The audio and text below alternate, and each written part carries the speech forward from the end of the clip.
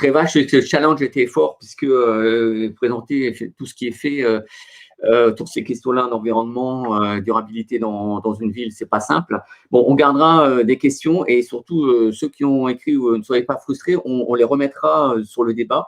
Et parce que on est quand même dans un métaprogramme, donc c'est nous évidemment, on c'est plutôt biomatériaux et biosourcés, mais il y a déjà des consortia qui tournent et justement il y a certains points qui ont été évoqués par Bertrand qui pourraient, je pense, intéresser ceux qui travaillent déjà dans ces consortia. Alors, je vous propose d'avancer et de passer donc à la deuxième présentation de la matinée. Donc, alors c'est moi qui avance, voilà, qui est Laurent Arnaud, donc qui vont nous parler des matériaux biosourcés et des solutions performantes donc pour les bâtiments. Voilà. Donc, Laurent, je te passe la parole et moi, je quitte. Merci, mais je ne vois plus la présentation là. Alors, qu'est-ce que j'ai dû faire? Là, c'est voilà, bon. Ouais, c'est revenu et je peux avancer. Merci Bernard. Et merci de l'invitation à venir et merci également, et j'en arrêterai là, pour le programme parce qu'en fait, la logique est bien respectée. Et là, ce que je vous propose, c'est de changer d'échelle, mais les propos précédents m'intéressent énormément et j'avais pas mal de questions et donc on y reviendra. Donc, j'interviens sur les matériaux biosourcés. Est-ce une solution pertinente pour obtenir des bâtiments performants et comment ça se passe? Alors, je traiterai la question en abordant 4 points. D'abord, les enjeux de la construction. Quelques éléments ont été donnés, j'irai un petit peu plus loin. Quelles sont les matières premières qui sont utilisées? Quelles sont les performances techniques? C'est pas remplacer, c'est aller bien au-delà et j'essaierai de vous le montrer. Et puis, je ne peux pas terminer cette présentation sans faire une présentation rapide de l'approche réglementaire actuelle et des questions d'économie de ces matériaux. C'est souvent ce qui revient dans les discussions sur ces biomatériaux. Alors, quelques mots, je viens du CEREMA, c'est un établissement public administratif donc qui est né de la fusion d'établissements d'État. Et aujourd'hui, on a 2 missions principales, bien entendu, appuyer, conseiller, orienter et déployer la mise en œuvre des politiques publiques, donc en lien avec l'État. Mais surtout, aujourd'hui, on est tourné du fait de notre tutelle également vers les territoires pour appuyer le développement de ces territoires différenciés. On a des actions de recherche et développement, de diffusion de connaissances et je pilote au niveau du CEREMA qui travaille sur 6 champs d'activité, 6 domaines, celui du bâtiment. Alors, quels sont les enjeux aujourd'hui? Je ne vais pas les détailler, mais je voudrais quand même donner 4-5 éléments un petit peu structurants. La première chose, et sur le graphique, c'est la courbe en gris, c'est le besoin en matière première pour la construction qui est en croissance quasi exponentielle et bien plus forte que la demande en énergétique. Deuxième élément, au tout début du XXe siècle, la biomasse fournissait 75% des matières premières. Aujourd'hui, on en est à moins de 30%. Et donc, ce constat-là appelle un certain nombre de réflexions et d'orientations. J'y reviendrai. Toujours sur les éléments de contexte. On a une augmentation forte, tout le monde le sait, de la démographie. Et la population mondiale devrait passer de 7,4 milliards d'habitants à 10 milliards en 2050, qui est un petit peu la cible que tout le monde essaie d'atteindre en termes d'objectifs. Le précédent intervenant disait qu'il serait plus là, je pense que moi non plus. Et pourtant, aujourd'hui, nous travaillons au CEREMA dans une optique d'une planète à 2050 avec également le climat de 2050.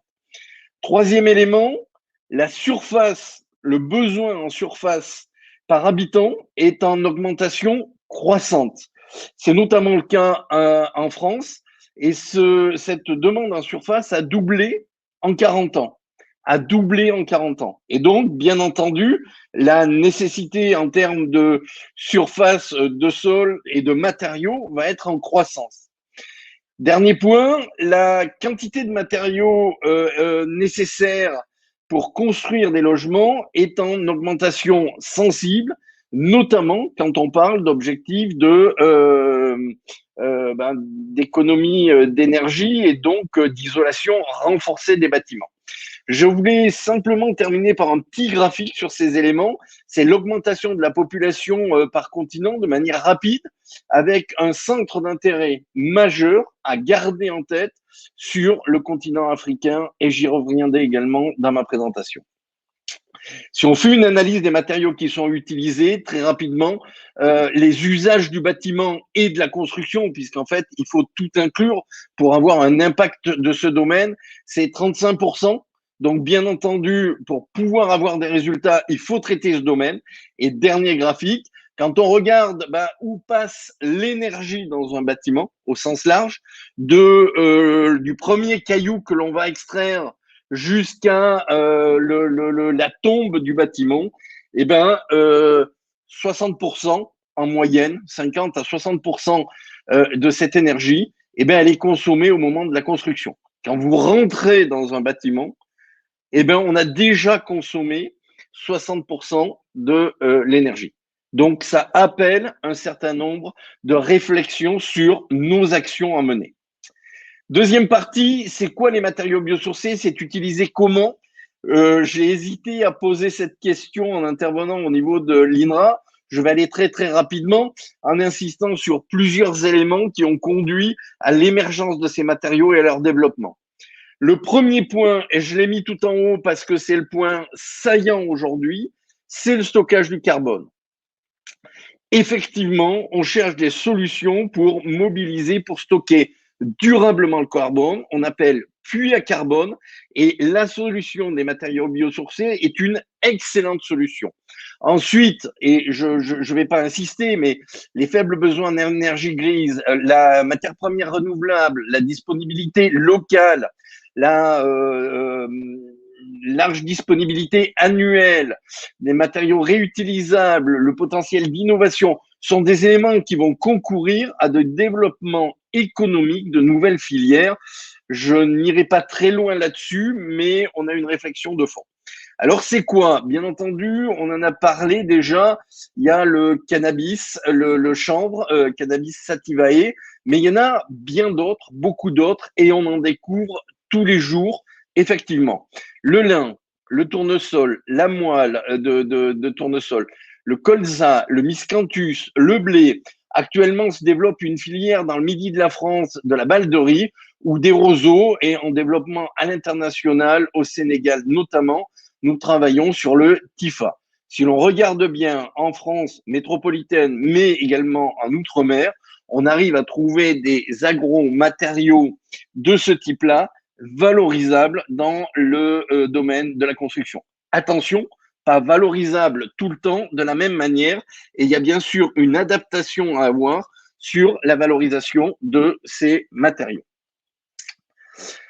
Donc, pourquoi les valoriser? Ce que je disais, c'est en France, mais c'est également à l'étranger. Donc, très rapidement, au Canada ou en Afrique de l'Ouest, on s'est rendu compte qu'il y avait des gisements, souvent de matériaux qui étaient des plantes invasives, et donc qui étaient vraiment le traitement d'un déchet et la capacité de traiter deux problèmes en même temps, le TIFA se développant sur le fleuve Sénégal notamment, de manière extrêmement rapide et non maîtrisée.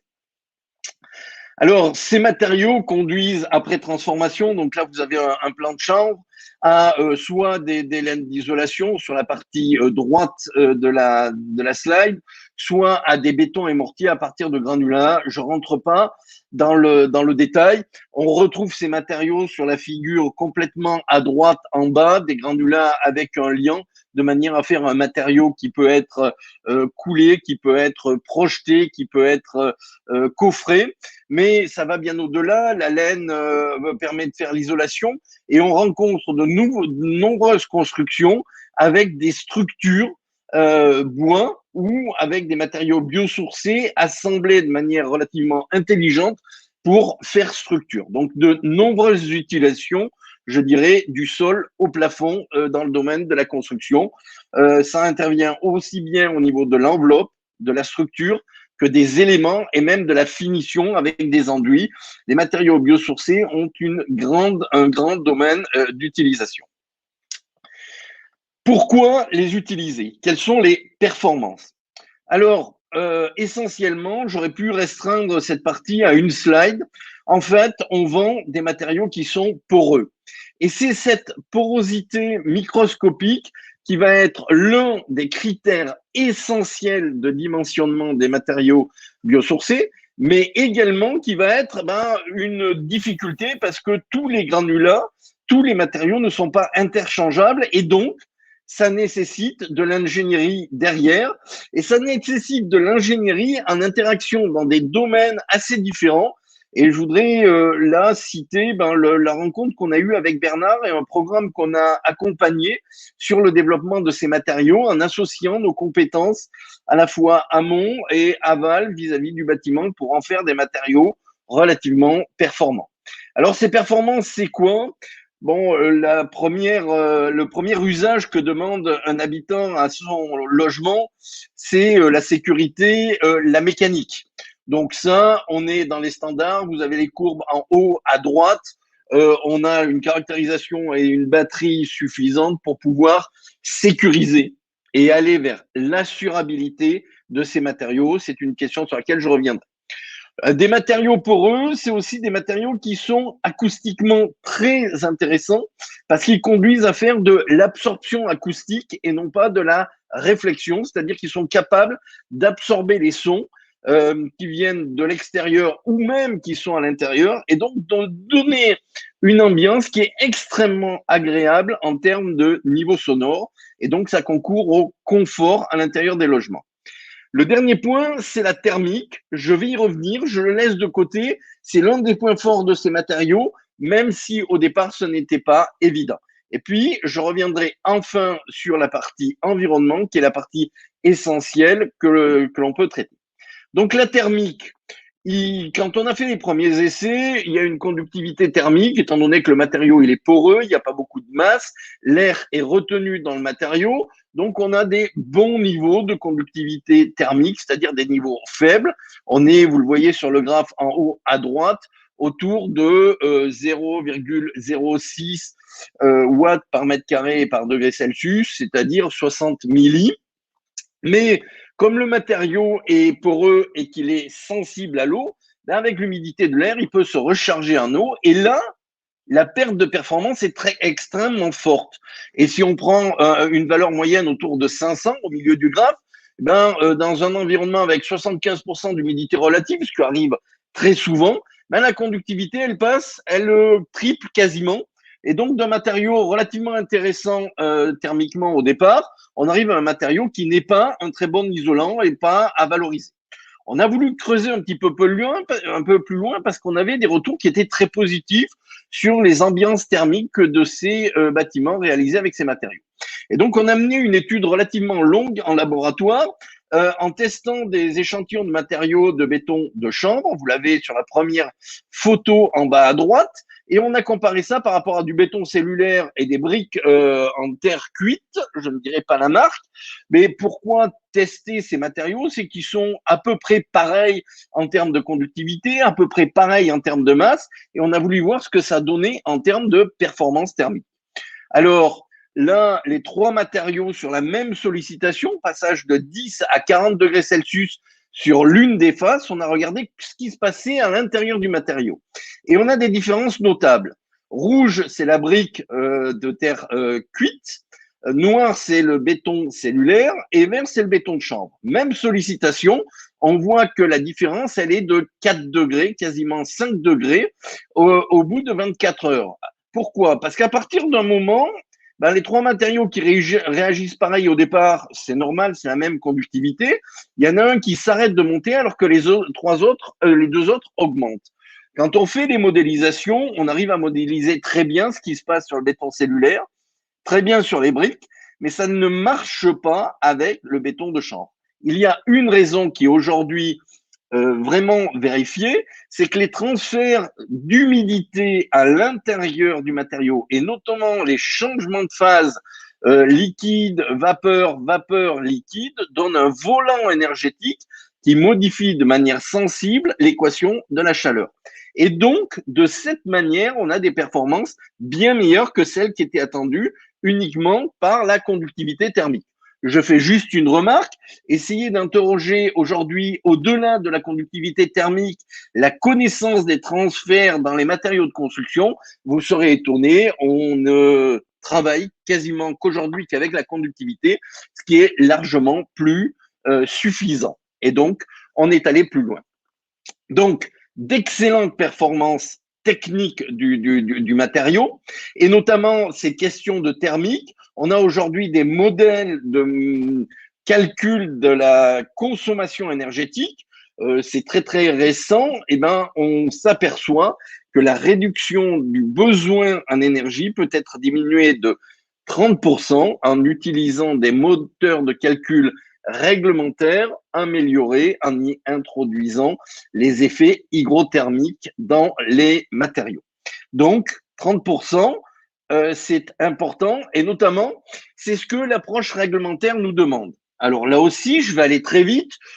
Très rapidement, la France a eu une volonté politique forte pour comprendre un peu mieux le fonctionnement du bâtiment et notamment en essayant de donner des labels positifs pour des constructions qui à la fois favorisent la réduction de l'énergie, mais également s'intéressent à l'aspect carbone en donnant des critères. C'est le label E+, C-, et ce label E+, C- va modifier, je dis révolutionner, le domaine de la construction parce qu'on attend tous la sortie de la réglementation RE 2020.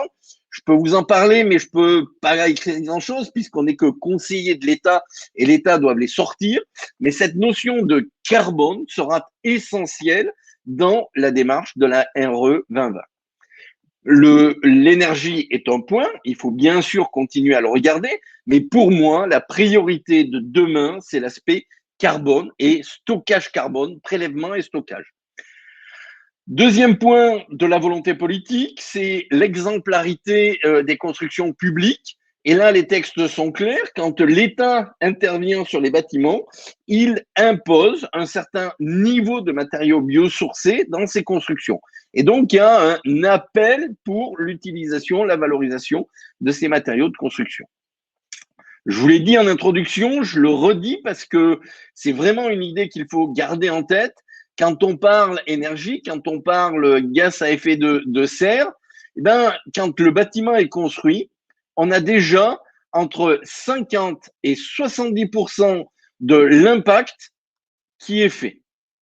Ne pas traiter les matériaux de construction dans la réflexion, c'est perdre 50 à 70% de la solution potentielle. Donc, cela devient incontournable aujourd'hui, bien entendu, de faire des économies d'énergie, mais d'aller beaucoup plus loin, beaucoup plus en amont et d'imposer un certain nombre de règles pour améliorer l'impact dès le début. Sachant qu'en plus, on a une capacité d'action qui est très limitée parce que tous les ans, nous ne rénovons que 1% du parc immobilier. Donc, on n'aura traité que 30% du parc d'ici à 2050. Dernier point, pareil sur la partie environnement. Il est important de comprendre aussi que le besoin aujourd'hui, c'est de prélever instantanément du CO2 de l'air. Travailler avec de l'ossature bois, c'est bien, mais ce n'est pas parfait. Pourquoi? Si le bois existe, il n'y a pas de prélèvement supplémentaire de CO2. Alors que dans les plantes annuelles, c'est tous les ans que ce prélèvement se fait. Donc, Guillaume Habert en Suisse a fait un calcul simple et en essayant de voir comment est traitée la partie carbone. Donc, soit à un moment donné, on plante une forêt, il faut 20 ans pour stocker le CO2. On construit la maison, on gagne rien, puisqu'en fait, on transfère de la forêt à la maison le CO2, on le maintient et on le stocke. Par exemple, la charpente de Notre-Dame de Paris, je l'utilisais souvent à stocker le bois bien au-delà de la donnée forfaitaire de 50 ans d'un bâtiment sur plusieurs centaines d'années, et c'est positif. Mais les matériaux biosourcés, annuels, plantes annuelles dont je parlais, ben c'est tous les ans que l'on prélève, et donc l'intégrale du prélèvement CO2 ou de l'impact carbone va être beaucoup plus grande dans ce cas-là qu'avec le bois. L'idéal étant bien entendu structure bois plus remplissage biosourcé. Là, on gagne 2 fois. Dernier point sur les aspects économiques. Souvent, et si on le regarde de manière brute, partie gauche, le prix des matériaux biosourcés sont plus chers. Si on compare ça, vous avez la laine de verre qui est la base à gauche en jaune, et puis les matériaux biosourcés, c'est un petit peu au centre du graphique. Vous allez x3, x5, voire x10 pour certains. Est-ce rédhibitoire? Ben non, parce qu'en fait, il faut avoir une approche qui est beaucoup plus large. On a bien entendu le coût des matériaux, mais on a aussi le coût du bâtiment. Et au-delà de ça, on a un coût d'opération qui inclut notamment la question foncière. On a fait une étude très générale. Je vais donner que 2 éléments sur un grand nombre de bâtiments de nature différente, collectifs, individuels.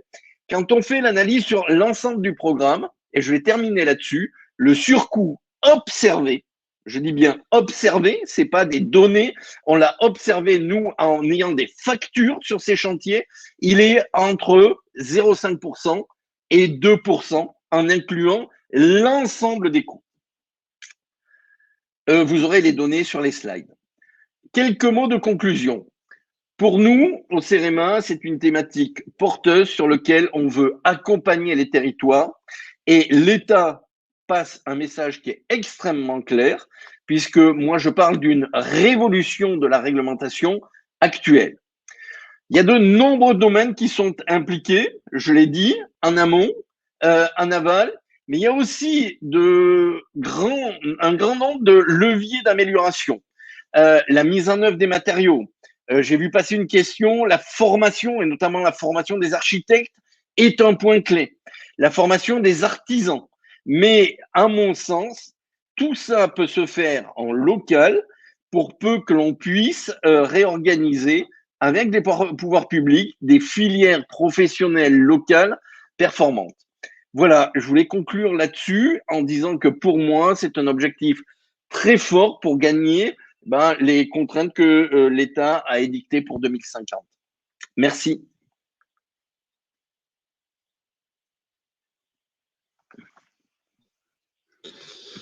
Merci, merci Laurent pour cet exposé qui nous donne un aperçu large des solutions existantes et aussi des développements des matériaux biosourcés pour le bâtiment. Donc, de la même manière, je vais te poser une question. Donc là, on a une égalité, mais je vais choisir la question de Isabelle Capron. Donc, comment passe-t-on de fibres, chanvre par exemple, à un béton ou mortier? Quelle composition et quel est le taux de biosourcé? Donc, quelques éléments sur oui. éventuellement la difficulté du process et il y a des difficultés pour aussi organiser, j'imagine, la filière, la logistique et pas seulement technique. Oui. Alors, moi, je ne parlerai pas de difficultés, mais je parlerai de réflexion et d'ingénierie. En fait, aujourd'hui, on a quasiment toutes les bases de compréhension des performances des matériaux et des dangers qu'on peut rencontrer. Je ne l'ai pas cité, mais l'un des résultats majeurs d'un doctorant que l'on a encadré, Bernard et moi, sur le sujet, ça a été de dire quand on met des granulats de végétaux dans de l'eau, il y a un lixivia, il y a un relargage, et ce relargage, il a une interaction à la fois physique et à la fois chimique avec la prise d'un liant. Et donc, il peut y avoir des dysfonctionnements.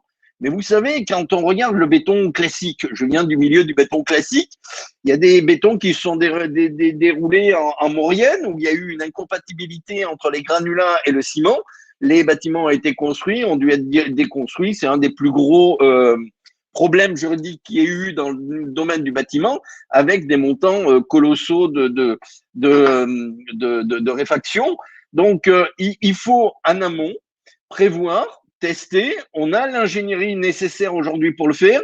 Et pour moi, il n'y a aucune cause de blocage avec quels que soient les matériaux. Il y en a qui vont être plus performants que d'autres. Et y compris, je le rappelle souvent parce que j'ai une expérience un petit peu forte sur le chanvre. Un chanvre par rapport à un autre ne donnera pas la même chose. Donc, il faut adapter. Pour autant, nous travaillons aujourd'hui à une norme granulats végétaux pour organiser en amont, comme on le fait avec les granulats minéraux, l'interchangeabilité des ressources de biomasse avec les granulats biosourcés. Donc, c'est en cours. Et pour moi, ça doit sortir d'ici 2-3 ans. D'accord. Merci. Du coup, j'en profite parce que j'ai eu l'autorisation de Bernard de poser une ou deux questions supplémentaires sur la référence aux normes. J'ai quelques souvenirs que comment dire, le processus de normes qu'on intègre de nouveaux matériaux biosourcés dans le bâtiment. Il n'y a pas que les normes, hein, il y a aussi au niveau des assurances. Je me souviens au début des matériaux biosourcés, il y avait, c'était quelquefois un petit peu compliqué de faire une maison tout simplement avec un matériau biosourcé parce qu'il y a des éléments structurels, mais aussi, à la fois en termes de normes et aussi le lien avec les assurances. Alors, oui. Oui, Oui. c'est une vraie question à la base, mais je pense que dans les 5 dernières années, ça a beaucoup évolué. Ça a évolué de deux manières différentes. Et la première, c'est une évolution majeure. Avant, l'État disait, c'est plus au niveau des réglementations, vous devez faire comme ça. On édictait des documents qui s'appelaient des DTU, documents techniques unifiés, et l'artisan, le professionnel, devait suivre le DTU. Il n'y avait pas à tournicoter, et il y avait un DTU, on le suivait, point à la ligne, et normalement, le résultat arrivait. On a changé fondamentalement, l'État a changé fondamentalement, la DHUP a modifié, il y a eu une réécriture du code de la construction et de l'urbanisme, et il a dit, dorénavant, c'est plus une obligation de moyens, c'est une obligation de résultat. Et il est même allé au-delà, l'État, et souvent on le critique, enfin bon, moi je suis agent de l'État, hein, et vous l'êtes aussi, donc souvent j'essaie de voir le côté positif, mais là, je suis impressionné, et il a dit, si vous savez faire mieux que ce qu'on vous demande en termes de résultats, vous avez le droit de le faire, même si ça ne respecte pas la réglementation. C'est le permis d'innover, permis d'expérimenter de la loi Elan qui permet de contourner et d'aller au-delà. Les matériaux biosourcés sont dans cet axe-là. Mais attention, je le redis, c'est pas de faire n'importe quoi qu'on a le droit de faire. C'est de faire mieux et ça doit être vérifié par un tiers parce que les montants qui sont engagés sont forts. Donc, il y a besoin de cette ingénierie. Elle existe. Et donc, c'est possible d'encadrer ce développement. Et la deuxième chose que je voulais dire, c'est que à partir du moment où on a bordé par un certain nombre de textes, des règles professionnelles, des normes, même si elles sont compliquées à sortir et longues, moi, à ma connaissance, et pour participer à l'agence qualité construction, on n'a pas un taux d'augmentation de problèmes liés aux biosourcés qui est augmenté. Donc, on est capable de border l'utilisation des biosourcés et les professionnels sont capables d'avoir une assurabilité classique dans le domaine du bâtiment. D'accord. Ok, c'est plutôt une bonne nouvelle. Une dernière question, parce qu'on a encore 2 minutes. Une question de Sophie Toyer concernant les collaborations avec INRAE sur ces sujets. Donc, collaboration éventuellement technologique, technique, mais peut-être aussi autre, parce qu'il y a d'autres enjeux qui… Moi, je vous l'ai dit, on a été un petit peu précurseur avec Bernard. J'étais allé le chercher parce qu'on avait des difficultés de compréhension de la plante, de la caractérisation. Vous savez, quand vous êtes ingénieur, on a la faiblesse de dire on essaie de tout maîtriser les paramètres et maîtriser un matériau de construction sans maîtriser l'un des composants. Eh ben, il y en a qui ont essayé de le faire, et notamment en l'enrobant, mais à mon avis, enfin moi, quand on y a été, c'est de dire ça marchera pas. Donc, je m'étais rapproché de Bernard et on avait travaillé pendant 3-4 ans. Je suis extrêmement ouvert. Ah, j'ai oublié de passer une dernière slide et notamment, je voulais faire une ouverture par rapport à la présentation qui avait été faite avant. C'est-à-dire que je suis ouvert sur ces matériaux biosourcés. Pardon, je suis pas ouvert sur les matériaux biosourcés, bien entendu, et il y a des travaux à réaliser. Mais au-delà de ça, je pense qu'il y a aussi un levier, c'est tout l'environnement du bâtiment. C'est redécouvrir qu'un bâtiment peut aussi être végétalisé en tant que tel. Et on travaille là-dessus, et c'est intermédiaire entre l'échelle de la ville et l'échelle du bâtiment. On travaille à l'échelle du quartier aussi. On sait très bien la notion d'îlots de chaleur qui se produisent, mais on travaille actuellement, et on travaille nous avec la Solidéo là-dessus pour Paris 2024, qu'on est capable de modifier la thermique des bâtiments, la thermique des quartiers, par des aménagements paysagers bien pensés, par des aménagements de façades de bâtiments, et ça, on le fait pas. Donc là aussi, pour moi, il y a un axe majeur d'action sur la ville, sur le métabolisme. J'ai beaucoup apprécié la présentation d'avant. Là aussi, on peut faire pas uniquement la partie agricole, mais aussi la partie double pot des bâtiments et de l'aménagement. Et j'ai volontairement pris des gravures à la fois pas de métropole, mais enfin pas de métropole et puis ancienne, pour montrer que c'est pas une idée extrêmement nouvelle, mais qu'il serait bien qu'on la redécouvre et deux, redimensionne à juste titre par rapport à nos contextes urbains. Merci pour cette réponse et également pour cette présentation. On va passer maintenant à la présentation de Patrice Doll, du coup sur la loi AGEC et le décret 3R. Voilà, donc je veux juste intervenir une minute. Donc, je pense qu'on commence à bien cadrer un peu ce qu'il va falloir discuter après. Je rappelle juste, vraiment poser vos questions, elles ne seront pas perdues. De toute façon, on va sauvegarder l'ensemble de ce qui a été dit. Et quand bien même ça ne serait pas traité aujourd'hui, parce qu'on n'aura peut-être pas tout à fait le temps, on va quand même terminer à midi. On reviendra dessus après parce que c'est une première étape dans la réflexion sur les biosourcés en milieu urbain. Donc, on garde ça comme étant un capital sur lequel on discutera derrière. Voilà. Donc, Patrice, je te cède la parole. Merci Bernard. Donc, comme on a tous travaillé nos transitions et Laurent a travaillé sa transition à la fin, je fais la même dans l'autre sens. Un emballage, c'est tout petit, mais c'est un peu la maison de l'aliment. Et de la même façon qu'une maison, c'est pas un toit qui protège hors eau, mais c'est aussi des fonctions qui sont importantes, et la durabilité d'une maison, c'est lié notamment aux propriétés d'isolation thermique. Mais finalement, un emballage, c'est un peu la même chose. C'est pas un contenant, c'est d'abord un objet qui va réguler des flux, alors pas des flux thermiques, mais des flux gazeux notamment, et qui seront importants pour conserver un produit alimentaire. Alors, comme dans le milieu du bâtiment, ce qui est important, c'est le contexte réglementaire. Et le contexte réglementaire, il est en train d'évoluer très, très drastiquement dans le domaine de l'emballage. On a la loi AGEC, mais plus récemment le décret 3R que je vais vous présenter ensuite, qui change énormément la donne pour les années à venir, et on aura vraiment une transformation, non pas des pratiques emballage, mais ce qu'on prévoit, c'est vraiment des pratiques de conservation et de distribution des produits alimentaires, et d'où un contexte plus large qui interfère avec notre sujet circularité en milieu urbain, qui est le sujet d'aujourd'hui. Alors, la loi AGEC, 5 grands axes. Celui qui nous intéresse ici, c'est le premier, sortir du plastique jetable, avec quelque chose qui est un peu passé inaperçu, mais qui est vraiment un complet changement de paradigme.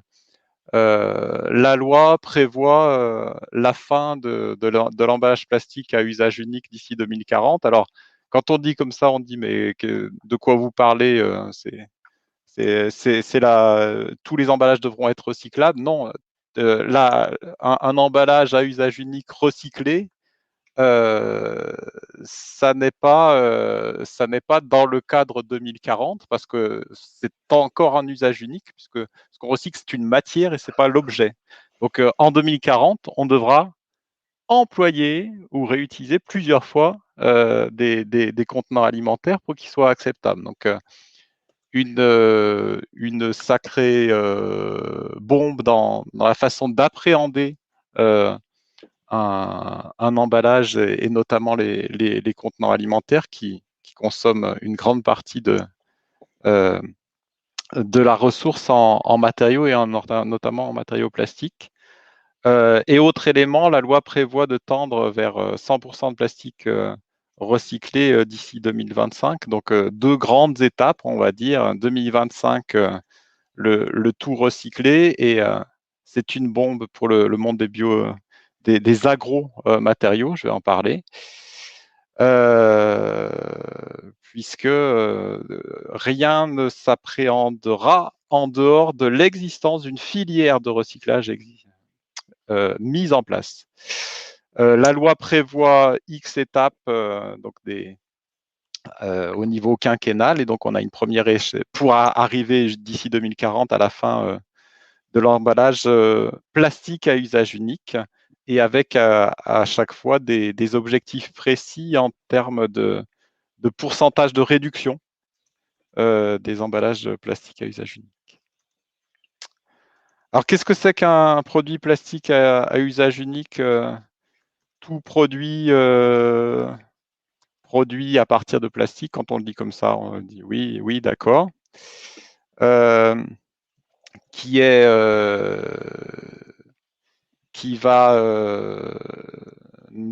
n'a pas été produit pour être rempli à nouveau, réutilisé. Et surtout, c'est un matériau qui est obtenu avec un certain nombre d'opérations qu'on va qualifier d'artificielles, donc de non naturelles. Donc la plupart du temps, ce qu'on appelle les bioplastiques qui passent par des étapes de synthèse ou de biosynthèse sont eux aussi des plastiques. Donc quand on parle de bioplastique, je dirais que l'on aborde des plastiques de synthèse, des plastiques de synthèse par des bioprocédés, ou que l'on introduise des agro-ressources dans de toute façon des matrices qui seront généralement des polymères de synthèse ou des polymères naturels modifiés. On est dans le monde du plastique dans la définition. Donc, les bioplastiques, si on le dit très largement, quand on aborde ce sujet-là, sont totalement concernés par ce sujet, ce contexte. Dans la loi, on va causer de réemploi, réutilisation et de recyclage. Alors, c'est bon de donner les définitions. Le réemploi, c'est une... si j'en cause avec un vocabulaire qu'on a l'habitude d'utiliser, prenez l'image de la consigne, mais donc on va réintroduire dans un cycle